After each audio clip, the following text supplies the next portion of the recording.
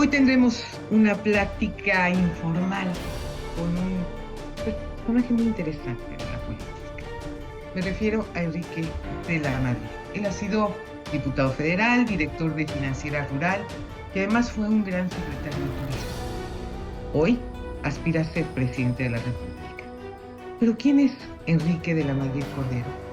¿Será el presidente que necesitamos los mexicanos?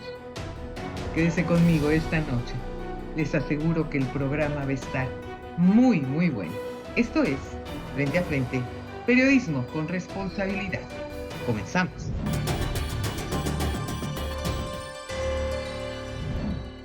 Enrique, qué gusto que estés conmigo esta noche y le doy la más cordial bienvenida ahora a uno de mis colegas, porque no están ustedes para saberlo ni yo para contárselos, pero ambos estamos en ADN 40, él con su programa de Ahora Futuro, yo con Frente a Frente desde hace, bueno, desde 1988. Qué barbaridad.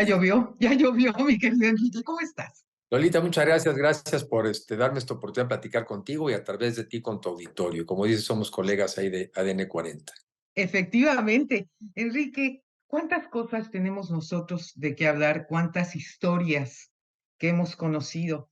Yo creo que en tu caso personalísimo has tenido un enorme privilegio que la vida te regaló, el poder aprender política de primerísima mano.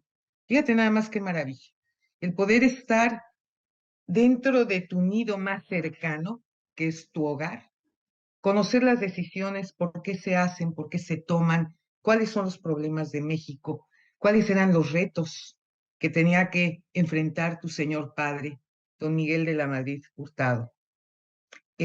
Situaciones muy difíciles que ciertamente, quieras que no, permean en tu casa y son parte de la conversación.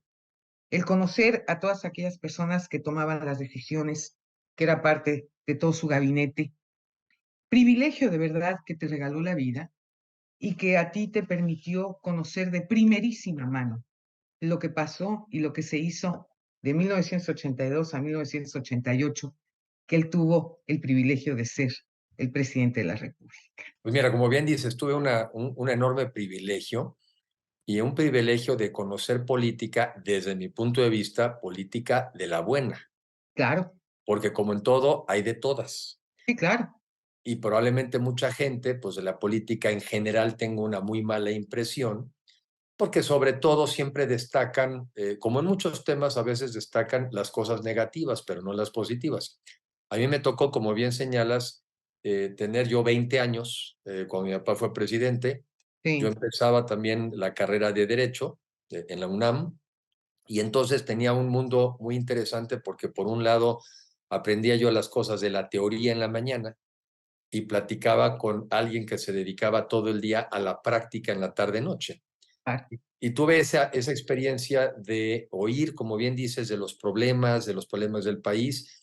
Y a diferencia de lo que nos toca hoy a todos, que es normalmente especular, ¿por qué lo habrán hecho? ¿Cuál fue la razón? ¿Qué pensaron?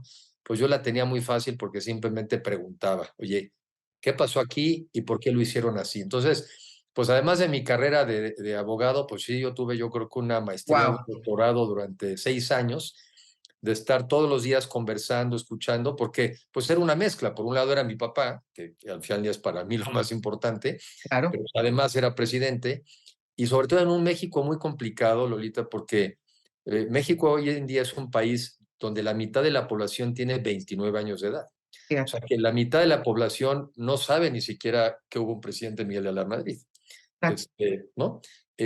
Y sobre todo son años que yo he aprendido, que son años que fueron definitorios para México, porque lo que pasó en esos años es que se agotó un modelo de país donde se le había apostado al petróleo, donde se le había apostado al gobierno como motor de la economía, y ese modelo quebró. Y eso es en parte lo que explicó que el gobierno de mi papá en ese entonces, pues entre otras muchas cosas, tuviera que abrir la economía al mundo, pero esa economía abierta es la que hoy le permite, por lo menos al centro y norte del país, ser un México, yo diría, en esa parte más de clases medias. Lo que se nos ha quedado atrás ahorita rezagado es el sur de México, y es donde no hemos logrado integrarlos. Dos temas más. ¿Qué viví yo en ese entonces? Vivía a una persona que todo el día estaba pensando cómo podía hacer mejor las cosas y vivía una persona que era honesta y capaz. Si yo no hubiera vivido eso, yo quizá, como muchos mexicanos, no creería que se puede desde el gobierno ser honesto y capaz, pero como yo lo viví, lo creo y lo hago. Eso también es lo que a mí me marcó. Una de las cosas que a mí me llama mucho la atención, porque pues he tenido también la oportunidad de vivir parte de la historia de la política nacional.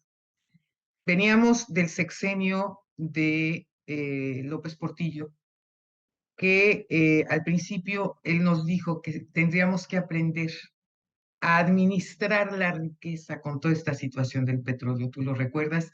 Tuvieron cualquier cantidad de escándalos de corrupción. Llega tu padre y empieza su campaña y utilizó un eslogan que a mí me llamó mucho la atención, la renovación moral, sin hacer una acusación directa, pero dejaba muy en claro cuál era su postura. Él no estaba de acuerdo con la forma en que se había manejado el país y los escándalos que traían de la mano. Llega tu papá con la renovación moral, con tu madre, que siempre fue una señorona, una dama, que nunca Gracias. se le conocieron escándalos a ninguno de los dos, que esto hay que subrayar, que es muy importante, porque eso es de donde tú abrevaste, con lo que tú creciste. Es decir, estamos hablando de distintos PRIs, a pesar de ser un solo partido. Yo siempre lo he dicho de manera reiterada, que en el PRI, como en todos los partidos políticos, PRI, PAN, PRD, PT, Morena, el Movimiento Ciudadano, etcétera, hay de todo, bueno, regular, malo, pésimo y cualquier otro adjetivo que le quieras colgar. Bueno, Sí. mi pregunta es, recordando la renovación moral, ¿hoy en día sigue funcionando, Enrique? Pues yo creo que, a ver, como bien señalas, en ese entonces había una sensación de abuso, hubo casos que fueron muy emblemáticos de corrupción y mi papá sintió la necesidad desde la campaña de hablar de que tenía que haber una renovación moral, pero fíjate, no solo del gobierno, la renovación moral de la sociedad.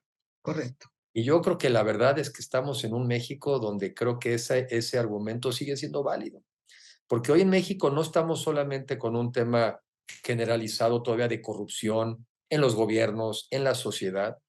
Vivimos hoy en día en un país donde incluso ahora se hace una exaltación, por ejemplo, del crimen organizado, se hace una exaltación del narcotráfico, se hace, entonces, no somos un país muy respetuoso del Estado de Derecho, tenemos un buen marco jurídico, pero la ley para muchos es optativa, la respetamos Claro. o no. Entonces, yo sí pienso que se parece mucho el México de hoy al de hace 40 años y creo que tenemos que los mexicanos darnos cuenta que el tema del derecho, el respeto a las leyes y una sociedad que se norme por criterios éticos, sí es lo que nos conviene, porque como vamos, no vamos bien. Y es un tema no solamente del gobierno, es un tema también de la sociedad, de los empresarios. Entonces sí, se parece esta época bastante a la necesidad de volver a repensar nuestros valores y fortalecerlos. No es un tema nada más de que la corrupción esté ubicada a veces en el gobierno. Yo creo que la sociedad entera tenemos que ser más autocríticos y ver qué podemos hacer cada uno de nosotros mejor. Yo sé que tú quieres ser presidente de la República. A ver, en estos momentos, ciertamente, pues no es nada sencillo. La competencia no está fácil. ¿Por qué? Pues porque cabe recordar que hoy en día está Morena en el poder. Cabe recordar que tienen no solo el poder, sino también el dinero, sino también ya tienen desde hace meses corriendo a sus precandidatos llamados de manera coloquial corcholatas, conste, yo no les puse ese adjetivo. Pero ya los tienen corriendo a tres, por lo menos, de los personajes. ¿Es fácil ganarle a Morena? No, es difícil, es muy difícil, pero sí es posible. Y voy a decir por qué es posible. Primero porque yo reconozco por qué ganó Morena.